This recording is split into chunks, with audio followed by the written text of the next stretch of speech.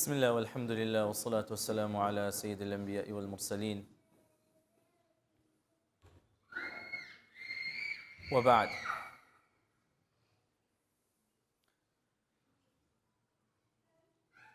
When the Prophet ﷺ would travel, he ﷺ would have certain etiquettes and adab.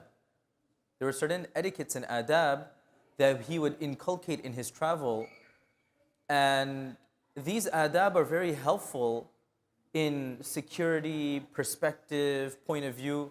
So for instance, when he ﷺ would travel, he would make sure that before he left, he would pray Salatul Hajjah. When he would leave, he would make the dua.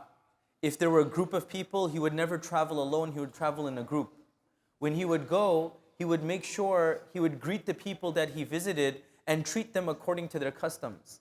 When he would come back, he would recite the dua, آئبون تائبون لربنا حامدون عابدون لربنا حامدون.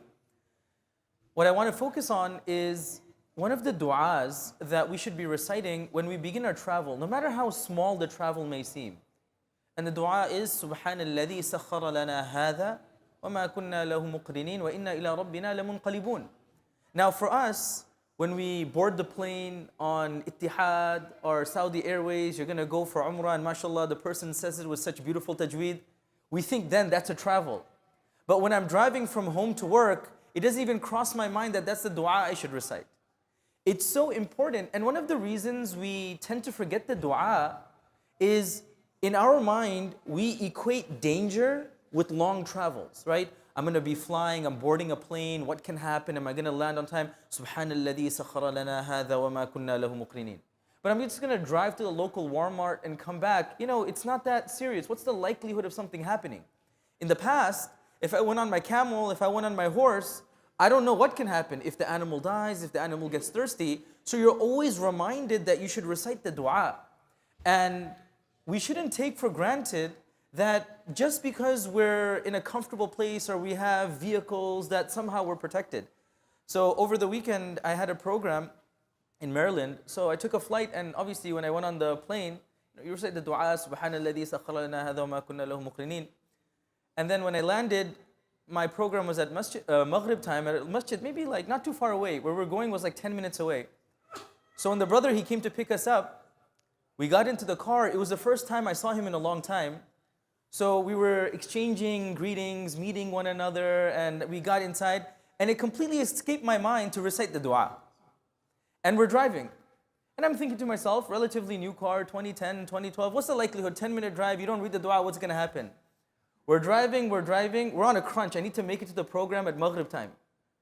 We're driving, all of a sudden in the middle of the highway, the car just stops. And I said, SubhanAllah, you know, the car could stop anytime. Stop at Fajr time, stop after Isha. I'm on my way to the masjid for a program. Stop in front of the masjid. Stopped right in the middle of the highway. Cars are passing by. We don't know what to do. We had to have somebody come pick us up, take us into their car, quickly drive to the other masjid. And then I realized the dua, Subhanalladhi sakhara lana hadha, what does it translate as? That glory be to Allah who has subjugated this animal, this vehicle, هذا وما كنا له بمقرنين. We can't do anything. You know, subhanallah, if you look at the meter, the gas was there, the meter, the oil, everything was perfect. He said my car was perfect. For some odd reason, it just stopped. And subhanallah, I usually recite the dua. This was one of the times I completely forgot to recite the dua. And it just struck me, you know, behind our technology, behind our science, behind our buildings, we often think we're protected and we don't have to recite the dua. We feel comfortable, but no.